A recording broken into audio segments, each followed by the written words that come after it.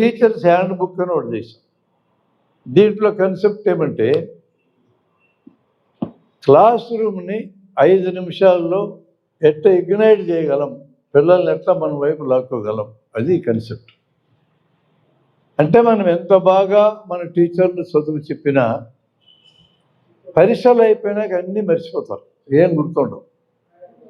ఇప్పుడు నాకు ఎంబీబీఎస్ పరీక్ష పెడితే గ్యారెంటీకి ఫెయిల్ అవుతా, పాస్ గాను. మీ అందరికీ 10th క్లాస్ పరీక్ష పెట్టిన అంతే, పాస్ అయ్యే సమస్య లేదు.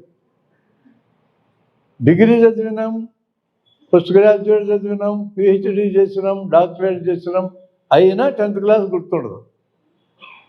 మన విధానములో లోపం ఉంది. మన విద్యా విధానం గ్రహించడం, గుర్తుపెట్టుకోవడం, పరీక్షల్లో రాసేయడం, క్లోజ్, అయిపోయింది. జీవితం కోసం పనికొచ్చేటట్టు మన విద్యా విధానం లేదు.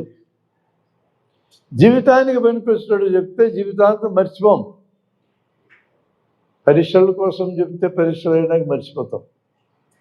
పరీక్షలు అయినాక మర్చిపోయే సిస్టమ్ ఇక్కడ నడుస్తూ ఉంది దేశంలో. జీవితం కోసం పనికొచ్చే సిస్టమ్ నడవడంలా. ఆలోచించడం మనకు వచ్చు, సరిగ్గా ఆలోచించడం మనం నేర్పం. సరిగా ఆలోచించటం, ప్రాపర్గా ఆలోచించటం నేర్పకపోతే చదువుకున్న వాళ్ళల్లో మూఢనమ్మకాలు తయారవుతాయి. ఈరోజు మన దేశంలో చదువుకున్న వాళ్ళకు ఉన్నన్ని మూఢనమ్మకాలు ఎవరికి లేవు. దాన్ని సూడో సైన్స్ అంటాం. ఎన్ని సూడో సైన్స్ అంశాలు లెక్కకి మించి ఉన్నాయి. దానికి మూల కారణం విద్యా విధానంలో ఉన్నది. ఊహించడం కూడా మనకు వచ్చు. జరగబోయేదాన్ని ఊహలో ప్లాన్ చేస్తాం. సరిగా ఊహించడం అనే ఒక పద్ధతి ఉంది, అది నేర్పదు మన విద్యా విధానం.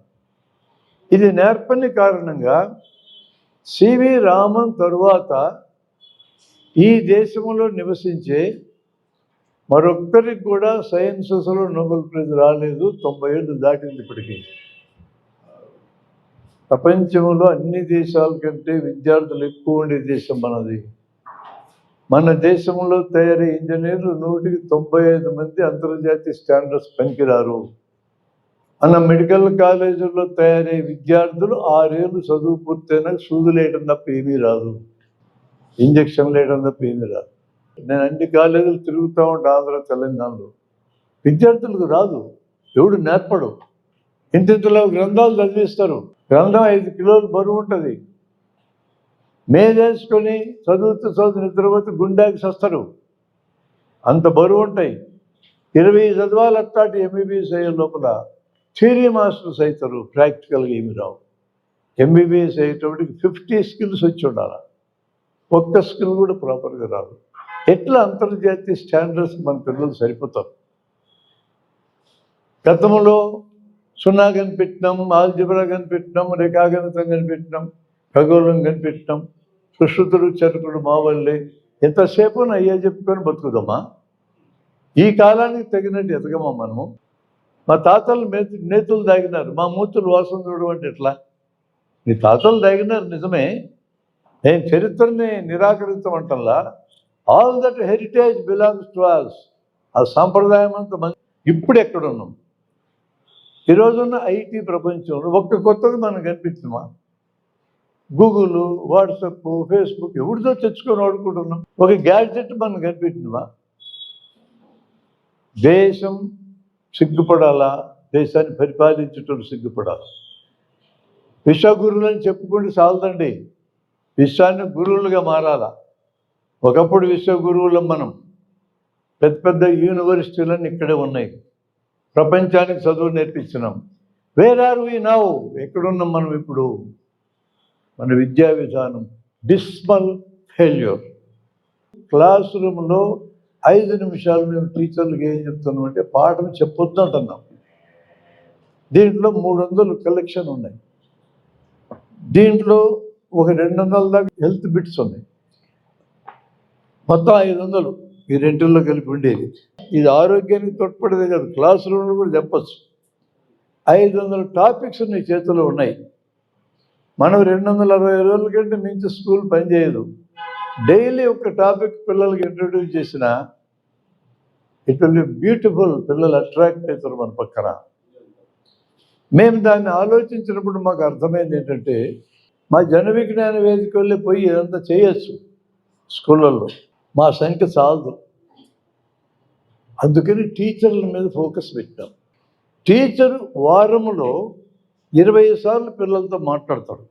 జన విజ్ఞాన వేదికలు వారంలో 20 సార్లు, లేదా కర్ణాటక జ్ఞాన విజ్ఞాన సమితి వాళ్ళు వారంలో 20 సార్లు పిల్లల దగ్గర మీరు వెళ్ళగలిగే సమస్య లేదు.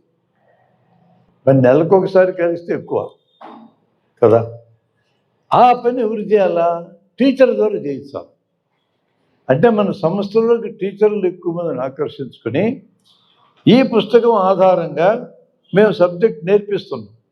3 గంటలు నేర్పించగలం, 3 రోజులు కూడా నేర్పించగలం. మనలో కొంతమందికి ఇది నేర్పించామనుకో మీరే ట్రైనింగ్ ఇస్తారు, ఎట్లా దీన్ని ఓడుకోవాలా ఈ పుస్తకాన్ని. టీచర్లతో యాక్టివిటీస్ చేయిస్తాం. ఒక యాక్టివిటీ నేను ఇప్పుడు మీకు ప్రత్యక్షంగా చూపిస్తాను, ఎక్కడైనా మీరు చేయొచ్చు. ఈ యాక్టివిటీని పిల్లలకి థియరీ చెప్తారు, ప్రాక్టీస్ చెప్పరు. ఇక్కడ నా దగ్గర 2 వస్తువులు ఉన్నాయి, ఒకటి రాయి, ఇంకోటి కొయ్య. ఈ రెంటిలో ఏది ఎక్కువ బరువుగా ఉంది సిద్ధరామరెడ్డి చెప్పండి కదా. రెంటిని ఇలా తీసుకొని ఒకేసారి నేల మీదకి వదిలేస్తే ఏది ముందు నేల మీద పడుతుంది? ఇది అడుగుతాం మేము పిల్లల్ని. ఇప్పుడు మిమ్మల్ని అడుగుతున్నా, రాయి బరువుగా ఉంది, కొయ్య బరువు తక్కువ ఉన్నది, మీరు కావాలంటే చూడవచ్చు.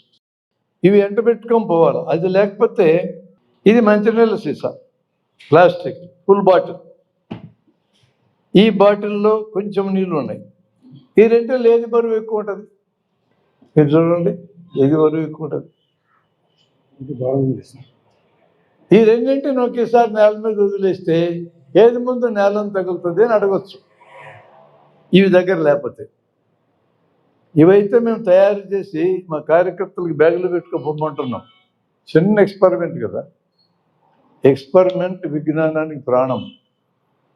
ఎక్స్పెరిమెంట్ చేయడానికి సిద్ధం కాకుండా ఎక్స్పెరిమెంట్లో ఏమి రిజల్ట్ వస్తుందో దాన్ని స్వీకరిస్తాననే కమిట్మెంట్ లేకుండా ఆ మాట పెట్టుకునే హక్కు మనకు లేదు, మాకు కూడా లేదు. So experiment is final. ఈరోజు మనం వాడుకునే ప్రతి వస్తువు ఎక్స్పెరిమెంట్ అనే ప్రాసెస్ ద్వారా తయారైందే. తలకు పూసిన నూనె దగ్గర నుంచి కాళ్ళకి వేసుకునే చెప్పుల దాకా, మీరు ఆడుకునే బట్టలు, కళ్ళజోడు, మైకు, నీళ్లు, పుస్తకాలు, యూ నేమ్ ఎనీథింగ్, మీరు ఏదైనా చెప్పండి, ఎక్స్పెరిమెంట్ యొక్క అవుట్కమ్గా వచ్చినవి.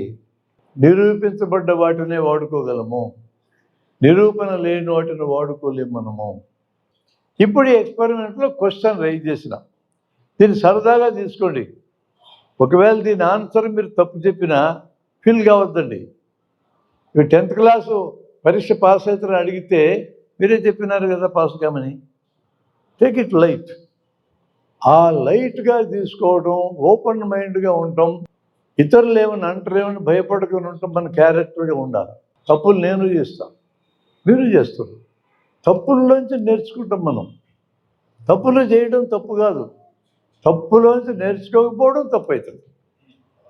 ఇప్పుడు ఈ ప్రశ్నలను అడిగితే మీరు జవాబులు ఎంపిక చేసుకోవాలి. రాయి ముందు పడుతుందా, చెక్క ముందు పడుతుందా? రాయి ముందు పడుతుంది అనేవాళ్ళు ఎవరు? ఒక్కసారి చేతులు ఎత్తండి. కొయ్య ముందు పడుతుంది అనేవాళ్ళు ఎవరు ఎత్తలా?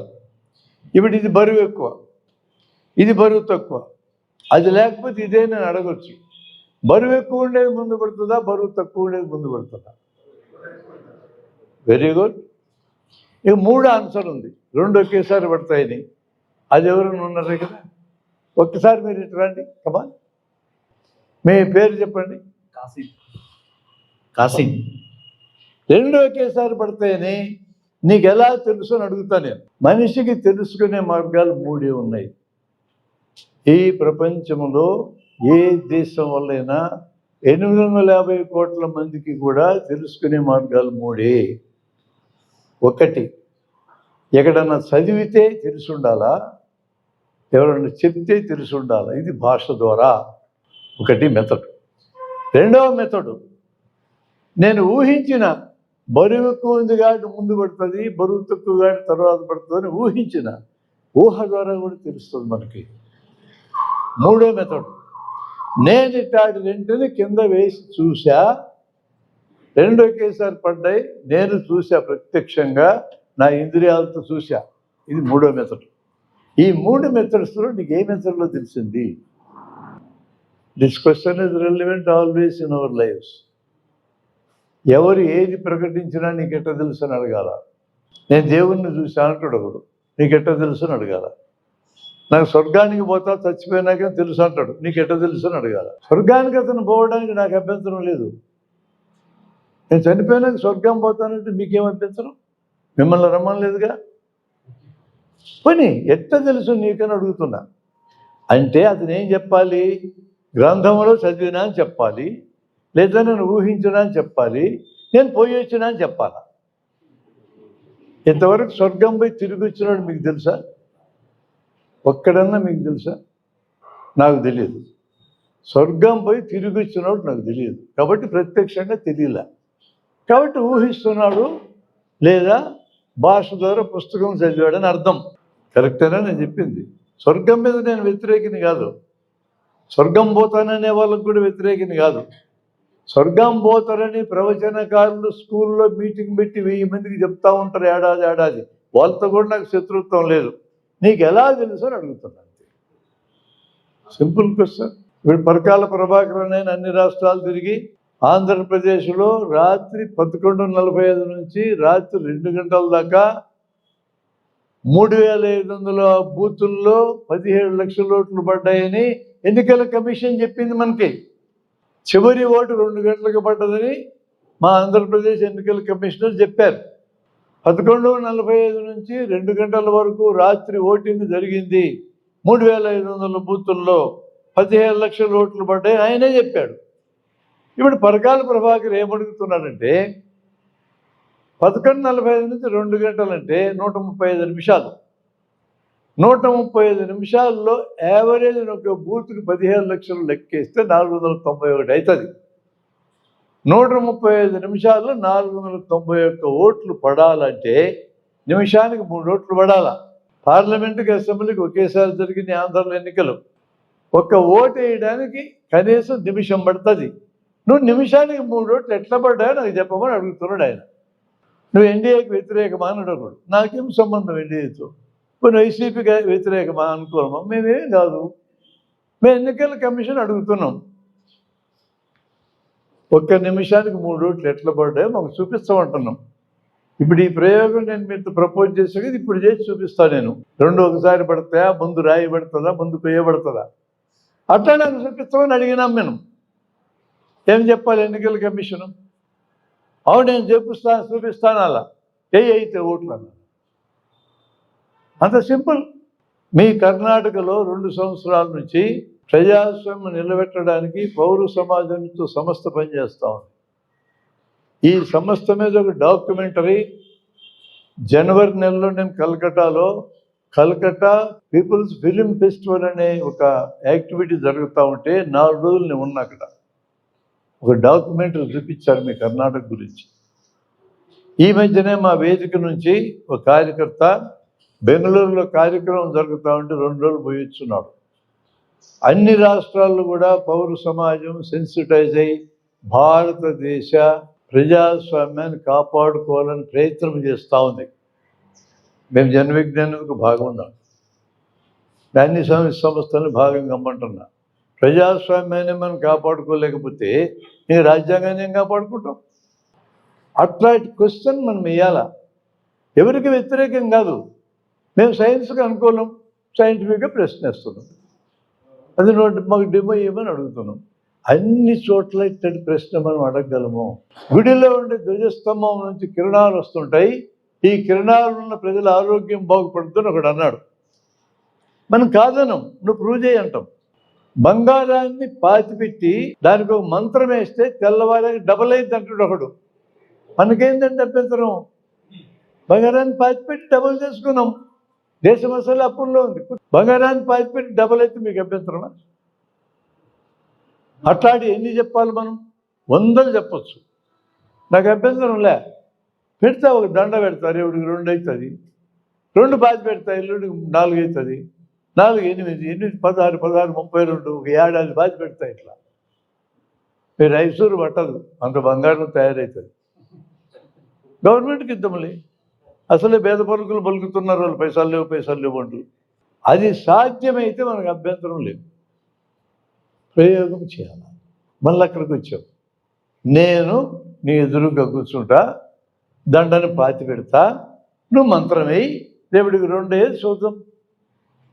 అయితే నువ్వు ఎంత ఫీజు అడుగుతావు? ఒక దండ ఇవ్వమంటావా? ఇచ్చేస్తా, నా దండ నాకు ఉంటుంది.